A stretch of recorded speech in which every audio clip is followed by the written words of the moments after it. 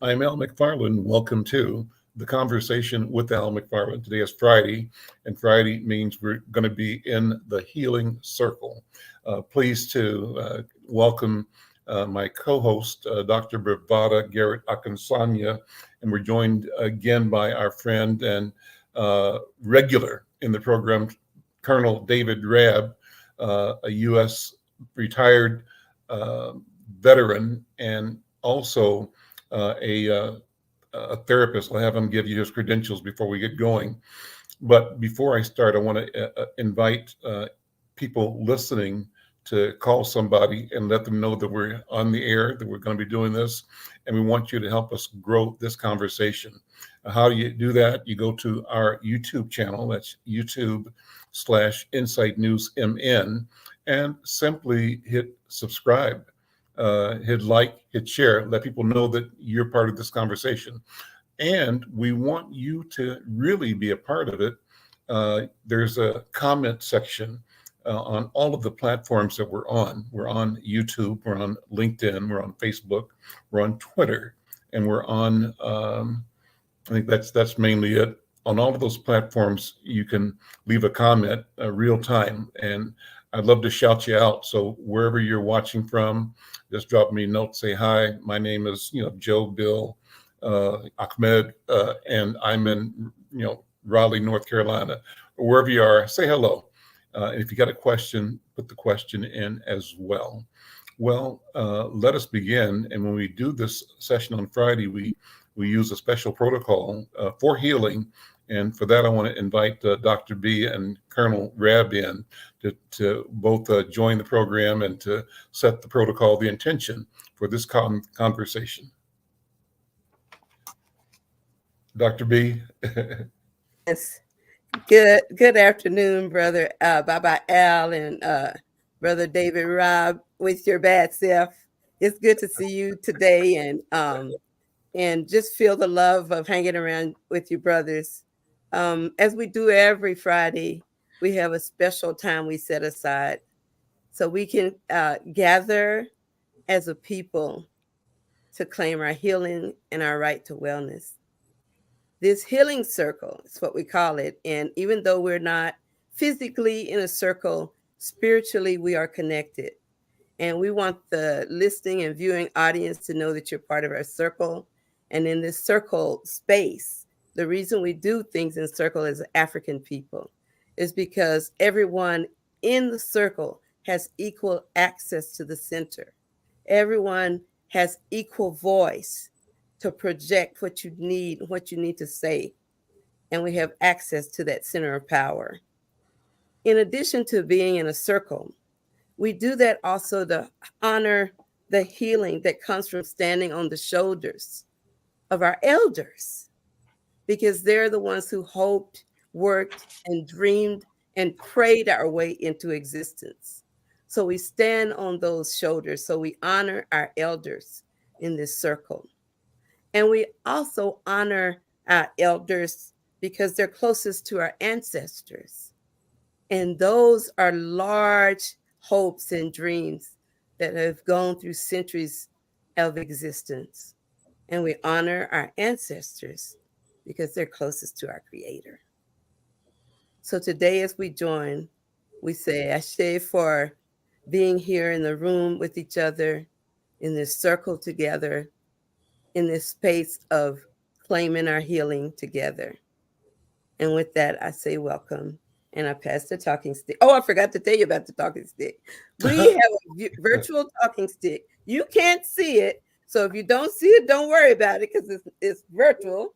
And we have this virtual talking stick and we pass it in circle in an orderly fashion because African people are orderly in the way we do things. We believe in divine order. We believe that whoever is listening now, those are the voices and the spirits that need to hear what we're saying.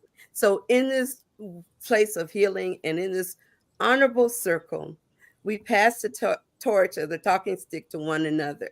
And the rule is if you're just burning to say something or got something as the spirit moves, you ask for the stick and you make your statement so that it adds on to the beauty and the value of what we're doing. And with that, I really, really, really do relinquish the stick and pass it to Baba Al. Thank you, Dr. B. I received the talking stick. And let me, in short order, pass it to Colonel David Rabb. Before I do, I wanted to remind you or let you know that one of the ways we distribute this program is to a site that I'm particularly excited about, hopeful about, and that site is called Narrative. Narrative is like the word knowledge. Knowledge starts with a K, right? Sounds like an N, but starts with a K. Narrative, the same thing. Starts the word knowledge, but like the word knowledge, it's got a K in front of the word narrative. So we tape these shows and we post them to Narrative, hopefully every show. And I want to let people who will be watching and hearing this on Narrative and its counterpart, there's a private, not a private, but another level of engagement called Nubia. I want you to know that we're sharing this to that, and I want people in Nubia and in Narrative to know that we do this every week for the Healing Circle, but every day for Conversations, the Conversation with Al McFarlane. And our hope is that we are sharing this to you. We'd love to have you comment, be a part of this program, give us ideas, and we want to grow this conversation. So shout out to Narrative and to Nubia. I always am rocking Narrative gear. This Nubia is the site for the part of the Narrative experience that is really, really, really exciting. So shout out to Nubia, shout out to Narrative, shout out to Dr. Karen Hunter, to Dr. Greg Carr, and a whole team of brilliant, genius people that are building a new future and using the digital technology to do that for us, connecting us. The mission is, how do we free ourselves? That's the goal. Well, with that, let me welcome Colonel David Rabb, and I see who's also here is Brother Clifton Garrett, another veteran. Brother Garrett, good to see you again, and we'll have you jump in the conversation as well. Good to see you, my friend, the brother of Dr. B. But first, David Rabb, let me hand the talking stick to you, Brother David. You have the talking stick. Thank you for giving me the talking stick. And I want to say hello to all you out there, and that we are family. We are family. And so, Clifton, I look forward to talking directly to you because you're a poet, I hear too, right? Yes, sir. Oh, good. Because I want to hear some of your poetry. I am David Rabb, and I'm here with Dr. B, who I dearly love. I remember our first time together, and Al brought us on air, and we were new at this. I mean, this is about what, 3 years ago. We've had this relationship. And a little bit about me, I am a 40, as you were. I keep on forgetting that. I feel like I'm 40 something, but actually I'm 50. Yeah, what I want to be today. Today, I am 65 years old. 65, that's old, ain't it? Nah, because then 65 is good for retirement, right? I should be retired. I want y'all to know that.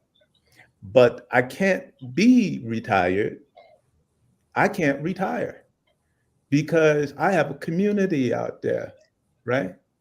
And I have a community of healers out there. And we have a challenge still. We can't like take a knee. I would love to take a knee, right?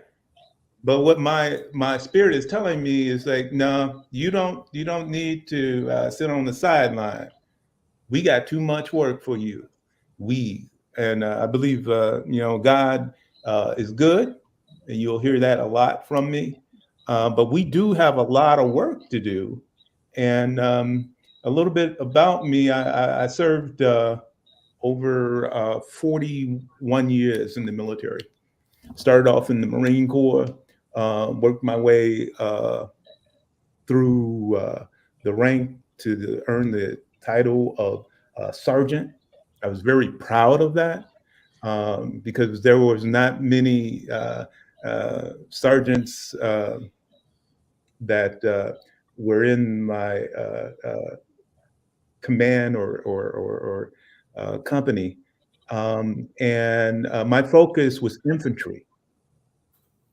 We call it 11 bang bang in the Army. In the Marine Corps, we call it grunt, right? You're a grunt. Right. And I'm proud to be, yeah, I'm proud to be a grunt, right? And seriously, and the reason why is because they are the people who are on the line. Those are our fighters, right? Oh, 311s, 11 bang bang. Those are the people that you see when we go to war, with all the gear on and, and in dangerous situations. And so I've learned a lot being a grunt. But then, I wanted an education. God wanted me to, do some diff. So what I did is I went in the Marine Corps and did a great job. My parents said, "Hey, you're doing so well, stay in. There's nothing out here in Chicago. You just stay in the stay in the Marine Corps and do what you're doing. You're doing great." But I had a calling in me, said, no, I want an education. We'll come back to that, right? But I want an education. And so I had to fight for that. And I eventually I did. I went to Illinois State University.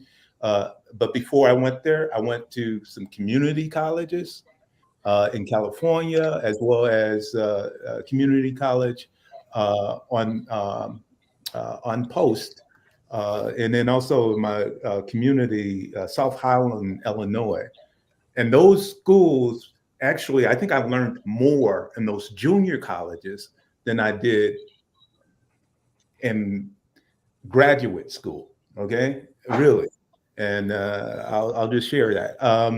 And so I was able to get my education, but I went back into the military. But this time my focus was, getting to be an officer. So I became an officer. And then I also worked for the VA because I was a reserve. I went back into service, but I was a reservist in my first unit was a combat stress unit. And I was in that unit for 17 years before I went to war. And during those 17 years, I didn't know it, but I was being trained by some of the brilliant minds in the military. And I got to engage colonels who were at their game top. They were psychiatrists, psychologists, and in terms of leadership, that's what they gave me also. Not only the clinical side, but they gave me. They were preparing me for war, right? And that's what we do when you're in the military. We'll go to war, and so. Again, I did that, but then the balloon went up. And when the balloon goes up, we go out. And the balloon for me went up 2004. And I find myself by then highly trained, highly educated through the military. I find myself as the commander of a combat stress unit. at Fort Snelling. And I commanded, I was in charge of 85 soldiers, psychiatrists, social workers, all that. I had to take them to war, right? And Brother David, let yes, me ma'am. interrupt you on that, and so we can introduce Clifton, because Okay. now you're getting to the heart of what brought us here today. Mm-hmm. Talking about that moral injury. Oh yeah, we get there. That Yes. soldiers get, and especially our Black brothers and sisters. So I want to just swing over to him, because I believe I'm sitting up here sending cookies to veterans, but I've never been to a war. I've never been in the armed service, but I'm sitting up here with 3 former soldiers. Mm-hmm. And I want to make sure that the audience hears the healing that has to take place after we send our brothers, especially our Black brothers, to the space that they're in exposed to danger. And they're standing in that gap already before they left America, standing in that gap of shielding women and children like me before you go fight and then come back home to fight some more. So I want to pass this talking stick, if you don't mind. I just got the feeling I just made a love connection. I want to take the stick for a minute and pass it to my brother Clifton. Clifton, please introduce yourself and welcome to the Healing Circle. Now you see, I told you it's going to be a bunch of brothers talking about stuff. It's going to be love up in here, laughter. And I didn't lie. They already showing you how they roll. So just welcome to the show, Brother Clifton. You got the talking stick. So sorry, but right when you were talking, I said scam likely came on my phone. Oh wow! Check. Simplify. Hoorah! Simplify. Hoorah! Yeah. Simplify. That's Listen, good. The moral injury that we received as Black sailors and soldiers and airmen in 1976. After 200 years, there had never been a naval musical officer. There had only been one E9 in the United States Navy music program. Okay. Because you were in the Navy, right? Right. Okay. Okay, go. I spent 5 years as a Navy School of Music on staff. I spent 8 years as an E5. Well, if I had made E6, I was going to go to Officer Candidate School and the STAR program, and I would have become the first naval musical officer in history. But they, no pun intended, they drummed me out. I got a medical discharge that was orchestrated. I'm sitting in here right now in the office of my clinical psychologist, Dr. Michael Unger, who graciously allowed me to have this meeting in his office. When someone had guided me through all of the injuries that we received. 2 years ago, he discovered that I had ADHD. Okay. And from that point, with the medication and with the brilliant therapy that I'm receiving, I wish all veterans had the opportunity, had the money, I had all. It is my hope that all people who are suffering with mental deficiencies, cognitive deficiencies, could get proper treatment. Proper treatment. I think we need more money poured into mental health to help us. Now, and fortunately, I have my sister Bravada to thank for keeping her foot in my fanny. All right. Making sure that I didn't get caught slipping. All right. And before I get off of the phone, There's Dr. Unger over there. Oh yeah, hiding in the corner. Yeah. Where you at? Oh, in the corner. There's Dr. Unger over there. I'm going to give you this one poem and then I'm going to have to go, if that's all right. That's fine. Yeah, Right. let's do it. Very good. God said, I will enlarge, it's called America. God said, I will enlarge the house of Jacob. He should dwell in the tents of Shem. And everything America is all because of him. In God we trust. One nation under God appears on our currency. But as I walk the streets each day, it's difficult to see. America, the beautiful from sea to shining sea. But for our suffering children, it's my country's tears for thee. We hold these truths to be self-evident, that all men are created equal with certain inalienable rights. With diversified ethnicity, we go to war, but it's only the American who fight. As I walk the smoke-filled battlefield, every race, creed, and color lay dead. And even though they all were different, all of them bled red. We give the ultimate sacrifice to keep our country free, to secure the Bill of Rights, but there's little equality. Until America lives up to the true meaning of its creed, until the safety of our children is not all talk but deed, until we see pornography controlled throughout the land, until we respect the mighty God who's got the whole world in his hand, we will be living in a state of doom, leading to destruction and despair. For praying lips and empty hearts do not mend but tear. What is the true mission of our churches? Sunday at 11 o'clock, we go our separate way. Where is the unity and communion of love proclaimed upon that day? What is America to become?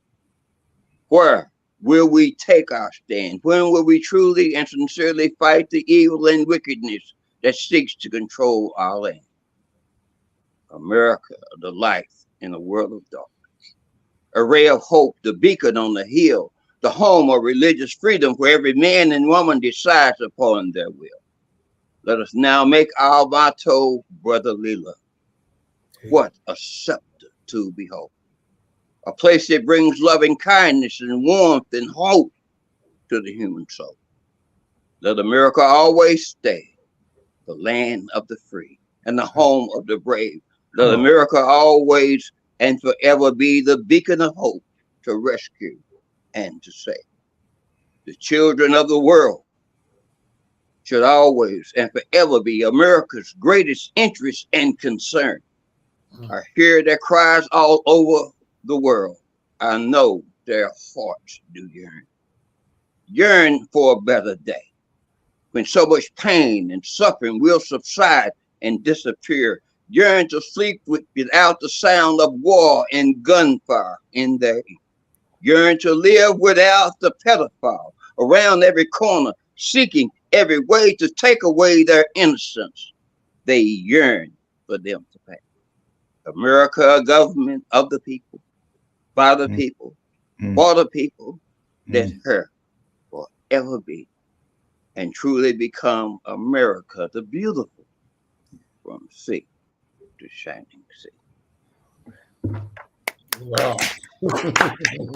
Bravo! There are two levels. In Ephesians 6 and 12, which says that for we wrestle not against flesh and blood, but principalities, powers, the rulers of the darkness of this world and spiritual wickedness in high places. Come on. And the highest place of communication physically is the satellite. And the highest level of contradiction is armed struggle. So we are battling this moral war in two places. We are damaged, but thank God we have Dr. we have help, and if we can get these people, these great people that dedicate their lives to mending broken minds and broken hearts, like my sister Bravada and Sonia, and Yes, Dr. yes. We can just get the right funds. If we can get our people to good clinical help, the world will become a better place. I have to go. All right, brother. Thank you for your heart. God bless you. And your courage. My heart is so open. Thank you very much for your message. Powerful. I'm going to have to replay it a lot because there are so many nuggets that you gave us. But we'll talk offline. We need to stay connected. All right. Yeah. Dr. Garrett, we need to stay connected. I tell you. And hats off to you, brother. Thank you for this opportunity. Yeah, I was blessed. I was blessed to have a sister like this that God gave all of us. That's right. That's right. I was blessed, just truly blessed. I'm telling you, Clifton, your other Navy brother is Brother Al. That's what I'm saying. I'm a Navy man as well. So hats off to you, brother. No. My God, you know, I got the Navy Commendation Medal from Admiral Isaac Kidd at Sinkland Fleet, and even with that, he was the Supreme Commander of NATO. The only enlisted person I know that got and musician that got the award, and even with that, they wouldn't let me become an officer. I go to E9. There you go. We'll have to have you back. We got to have you back on the show. Y'all have a great day. God bless you. Bye. Bye, Clifton. Well, that's beautiful. You can summarize anything, Dr. B, and then hand the talk and stick back to Colonel Rabb, if you would. I wish I could. I am pretty speechless because that was powerful. And I'm so proud of him and the healing process, how he used his poetry to talk about his anger and his rage and his hope and his healing and the things that are important to all of us. I mean, he brought it today, and he brought it to the right place because he's up here with two other Black men who bring it every day. So I'm with that. I just felt like dropping the mic. Here you go. I'm going to give it to you, brother. Yeah, your brother did good. He outstanding. And brother David, before you start, we had talked in advance about the arc of the program. Number one is, you wanted to make sure that you talk about programs that are existing to help veterans. That's number one. And you also want to talk about your experience at the Veterans Administration. I love the way you opened up the program because you gave us background. As you were giving that background, what I would like to ask you to share as well, you shared a little bit, but you shared that you did, your BA or BS degree, and you said you did graduate studies. Talk about what you studied, what your degree is, and what your profession is by virtue of that training, and how you brought that into your work as a leader, as an officer in the U.S. Army. So and then the last thing, this is a perfect segue, Brother Clifton, the musician, right? The artist. And we have on this agenda the role and power of art in the healing process. And you are a poet as well. So maybe before we're done, you'll share one of your poems with us to cap this program off. I tell you what, before I'm handing talking back to you, brother. Okay. Before we close out, I'm conscious and I talk a lot.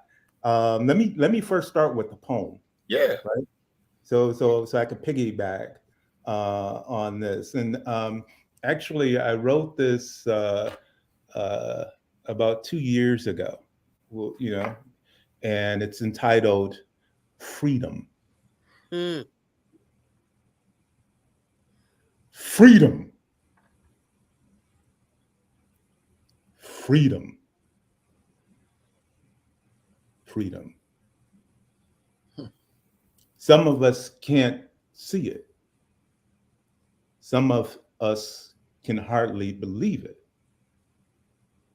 That we don't have nothing to lose except these old, dusty, rusty, invisible chains. Freedom. Freedom. Freedom. Some of us can't understand it.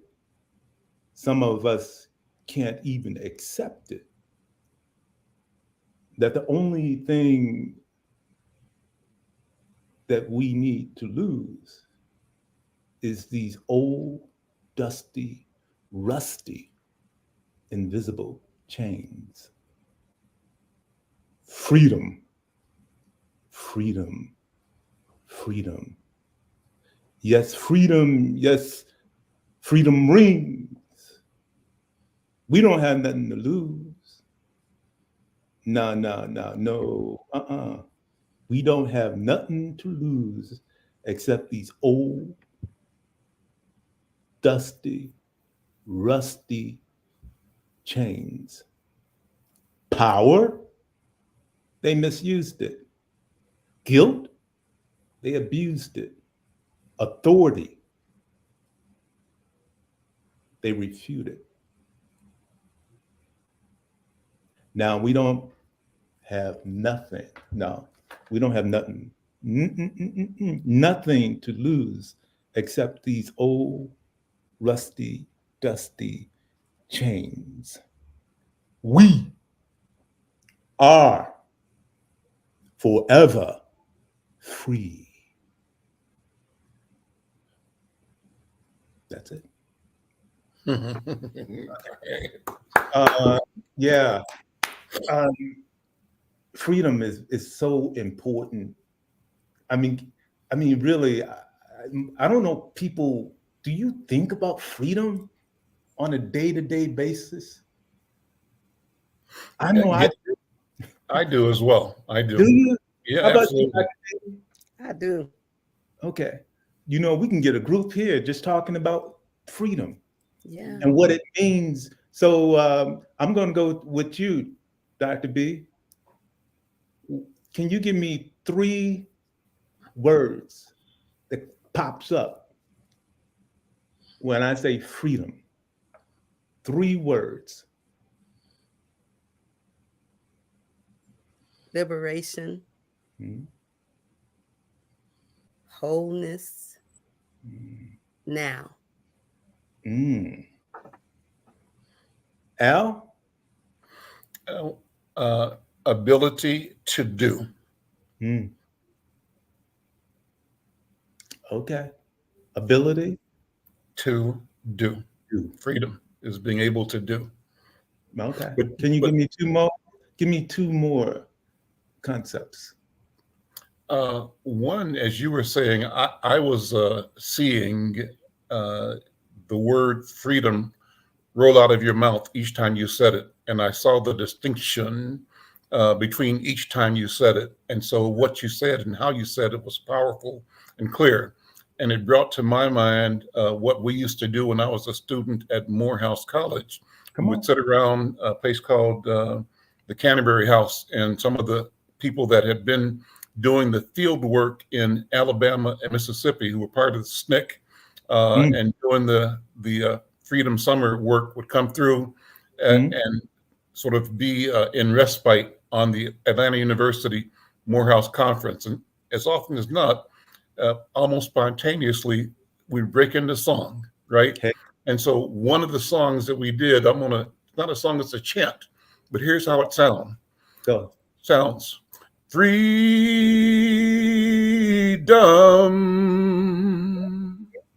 now. Freedom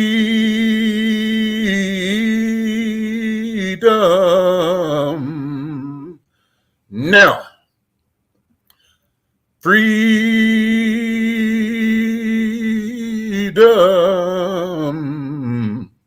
now. That's the chant. Freedom now. Mm-hmm. The fierce urgency of now. We just sit around and all of a sudden somebody say freedom, freedom, freedom, freedom, freedom, freedom now. That's the name of the game. That's been a driving internal force. So freedom is what we're here for. And you know, this ties into me, Brother David and Sister Queen, Dr. B. The mission in the movement right now is to see ourselves as builders of authors of freedom. Our job is to create a future, to develop, design, and deploy to what's the right word for it? Not enact, but to organize, to assemble reality in a world that has our interest, our story, our legacy at its center, and that rests individual and human salvation in our story. And it's a story that connects us to every other human being on the planet, and to every other living thing. Freedom is finding the path of harmony and the path of sort of cosmic congruence, balance in all things. So I'll stop there. Oh, that don't stop. Dr. B, turn around, go back. I'm handing it back to you. All right. Okay, so I love you. I love all of you. Let me just say, Al, I love you, man. I love you back, brother. Dr. B, I love you. I love you too, brother. Okay, and I think we got something started, and we're gonna build on this, right? We're gonna build on this issue of well, I didn't get to say my three things, right? Yep, I was gonna turn it on you. I was just about to do that. Okay, go. What are your three things? Leader, healer, social artist. I am a social artist, right? And I see problems in our community as a canvas. And the way that I approach what God has given me all the way up into here, all the struggles, all the fight, all the, you know, it comes down to focusing on social justice, right? Social health, right? And social dignity. Okay, here we go now.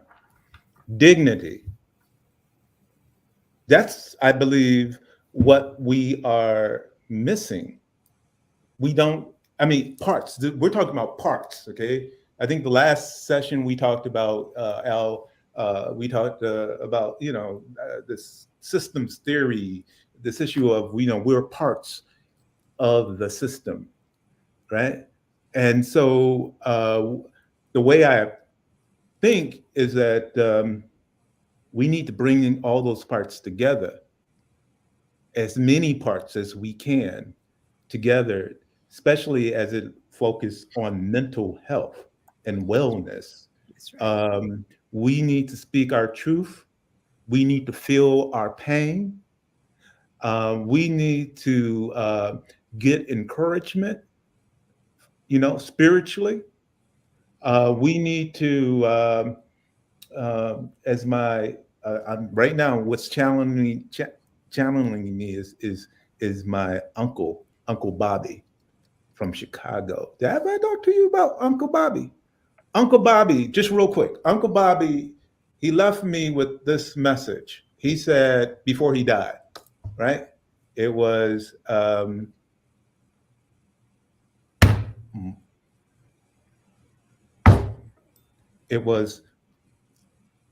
focus, right? Focus. And then what happened was I went to war with all my skill sets and all my knowledge and all my experience. And Uncle Bobby, he had a church on the south side of Chicago, right? And his real name is Sylvester Brinson Sr. He modeled for me what right looked like, all right? And the only thing he told me, he said, focus. And I'm like, come on, you got all this knowledge and you got all this experience. And that's all he said, focus. I thought he was going to, give me a sermon, and he just said, focus. Focus. Then I went to Iraq. I did what I had to do. My unit all came back. We, survived it, but we were changed by it. Well, let me break in, Colonel Reb. I wanted you to take a minute right there and talk about the training that you took into that command, because you said you were in school and you came back and you became the commander of a stress unit. So what training prepared you for that work? What were your degrees and your study in? Okay, so my studies was again, I was in junior college. Hats off to that. But I went to Illinois State University in Bloomington Normal. And actually, this year they selected me this past year as leader of the year for the whole, Anyway, so it was an honor. I had to fly out there and all that.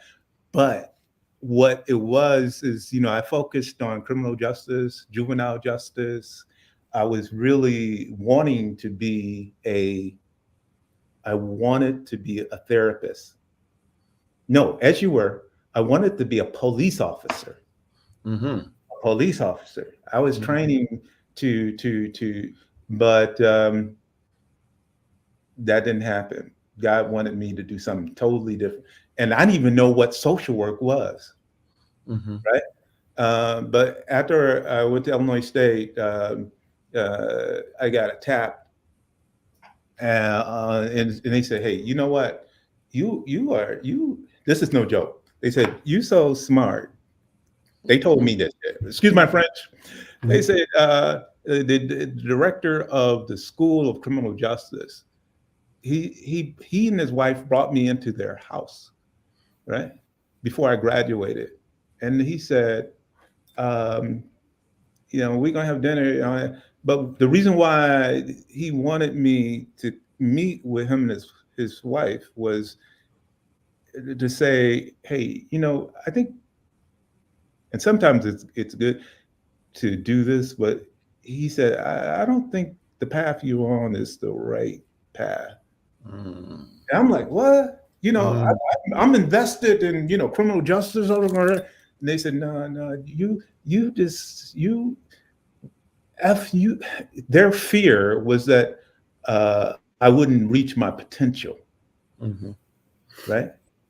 Their fear was that I was going to be locked in the criminal and think criminal justice and they said, no, you're larger than that, right?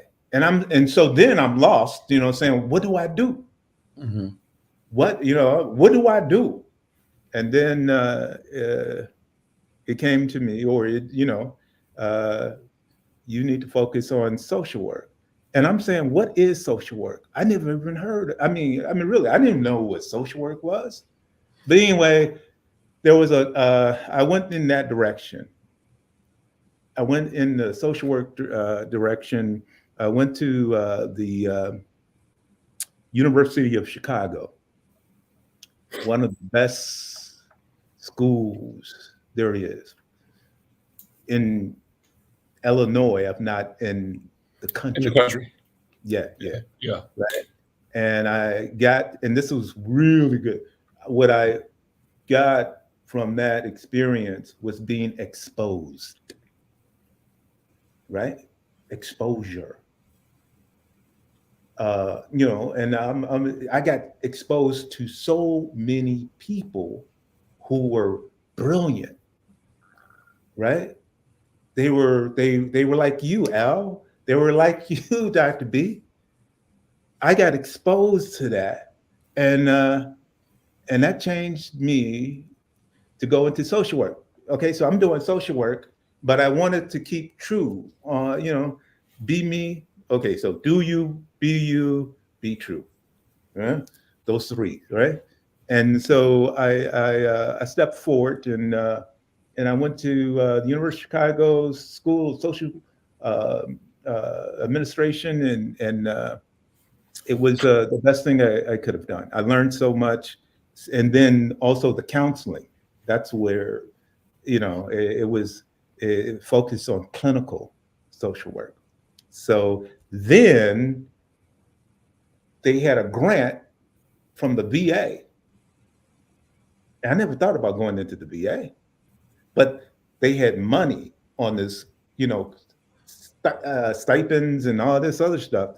And they said, hey, my mentor said, you need to, you can go, you continue your path, but if you just change just a little and focus on veterans, we think we can give you a lot of money to go to school while you're in school. And so I came to the VA and I stayed in the VA for 34 years, right? Mm-hmm. And I did, worked in the emergency room. I was the first HIV/AIDS social worker here in Minnesota, one of the first Minnesota AIDS Project. Okay, so I'm trying to, it's like, God, what you doing? But what God was showing me is that I needed to break down my barriers, Mm-hmm. right? Because I tell you, coming out of the Marine Corps, and I was I can't even say it now, homophobic. Mm-hmm. I was, this is back in the late 80s. People were dying and all that. But it was interesting that the only job that they had was HIV/AIDS in the emergency room, right? So I started that. I went and I learned so much with HIV/AIDS. Mm-hmm. And I had to break down a lot of paradigms in terms of stereotypes and all that. It personally, it was a good thing for me. Mm-hmm. And I was helping people. I mean, Mm-hmm. really helping people, and who were very different than what I was brought up with, et cetera, et cetera, et cetera. So I did that, and I stayed in the VA. I got promoted though. They saw some leadership. I was in the VA at Minneapolis for about 3 years, just doing, the HIV/AIDS, and then they saw this leadership, and perhaps because I was in the military, also I was in the Army Reserves at the time, that the VA promoted me to supervisor of 8 people, right? What? Okay, now check that out. And then what happened? Oh, I gotta say it. Is that because of my leadership and what God had gave me, within like a year or two, there was a lot of changes, organizational changes. They selected. They said, you know what? We're going to double you. We're going to double what you were doing. Check. Right. So now my space is getting larger and larger. Right. In terms of work, I became the director of continuity of care. So I supervise 20 people now, right? Including those 10 that I initially had. And then I was doing a great job. Let me hit this. I saved the Minneapolis VA millions and millions of dollars, right?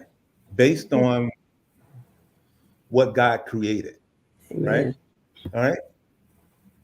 I for example, and not only that, I wanted to focus on service. And so what happened was with the HIV/AIDS and also the expansion and all that, inpatient, outpatient. Now I'm the director. You're not director, but I'm supervising. But I'm focusing. I have a wider space to do God's will, and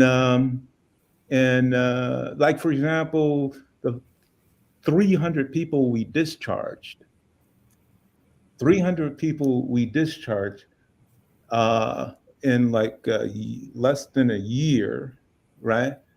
And it was when you discharge, you can bring in more people though. See, I was focusing on the veteran. Mm-hmm. I was focusing on the veteran. I'm like, how can we help these veterans, right? Yep. And then what happened was, I did. I had to shut my mouth though. See, this is one of the things I learned. You just do it, you strike, and then, and you just do. Sometimes you just got to do it. I Strike, noticed. let them, react. And so I did it. And actually, a guy by the name Mr. Mullen, who was the medical center director, right? He called me into his office and he said, what are you doing? And I said, well, I'm creating change. And he said, wow, I like what you're doing, but I'm getting some complaints from a lot of people. What you doing?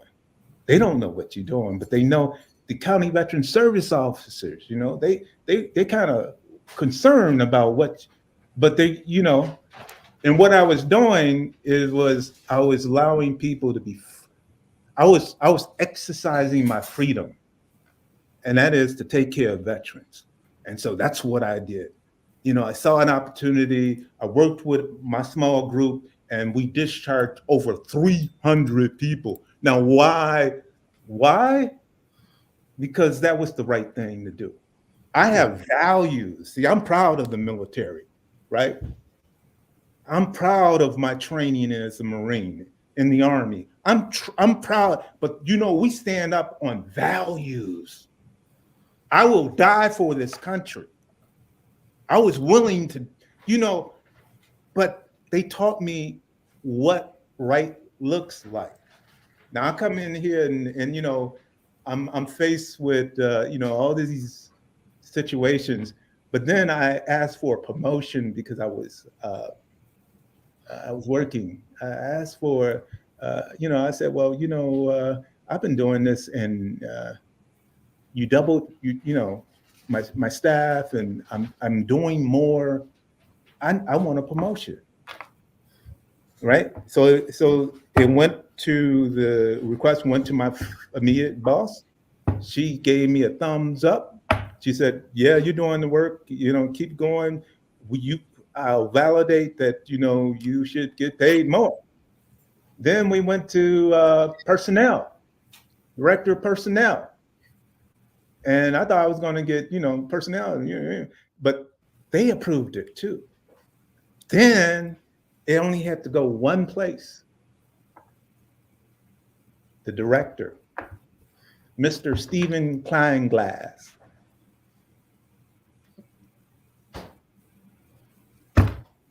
He gave me a no.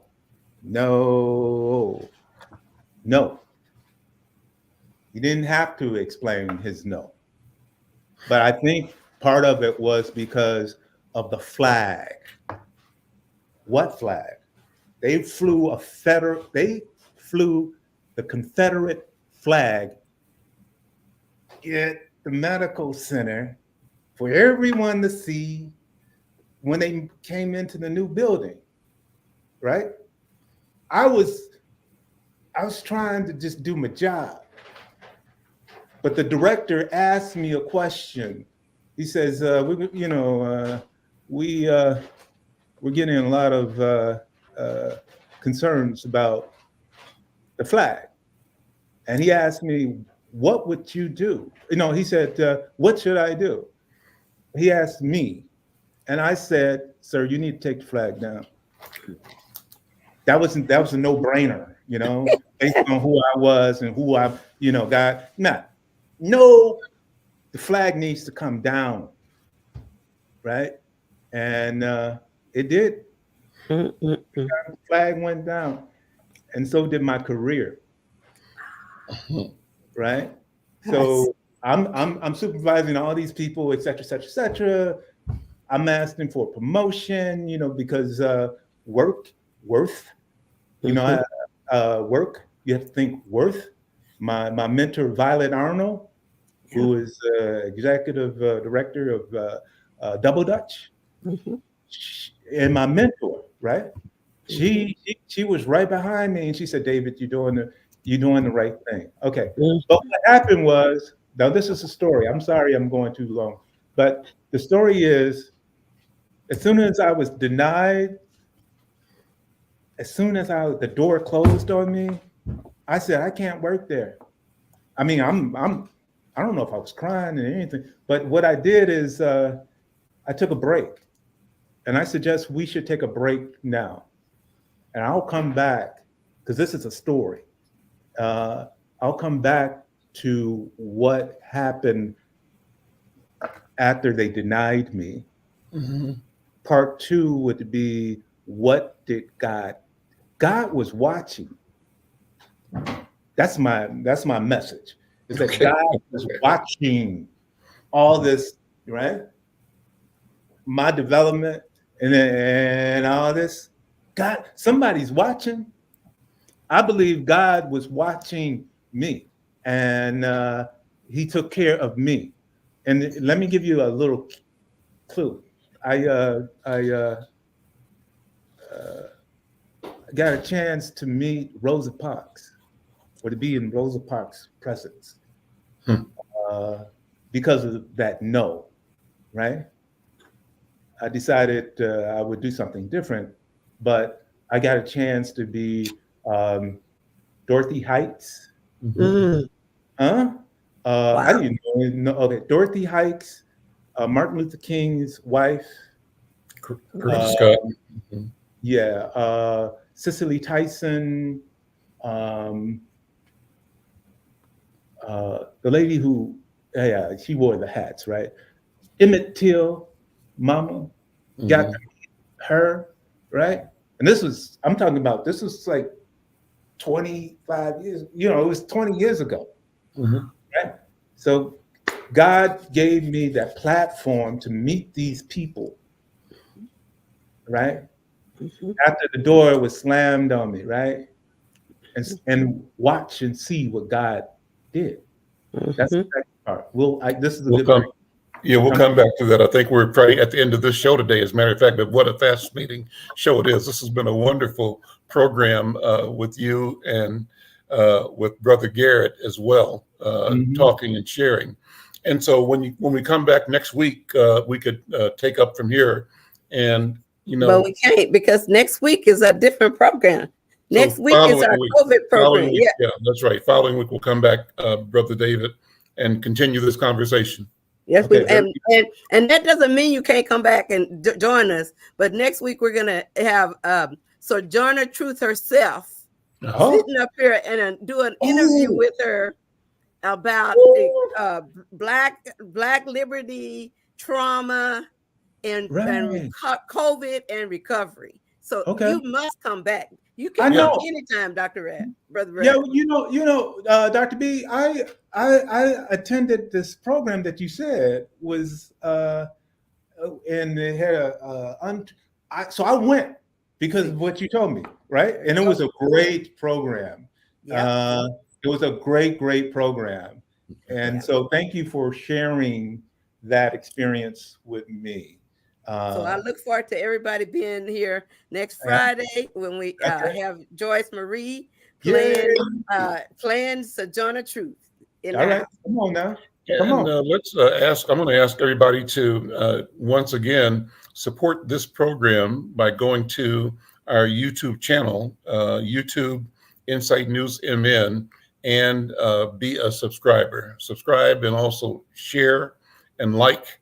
The data we got here is that 80% of the people who are watching are not subscribed. Only 17% are.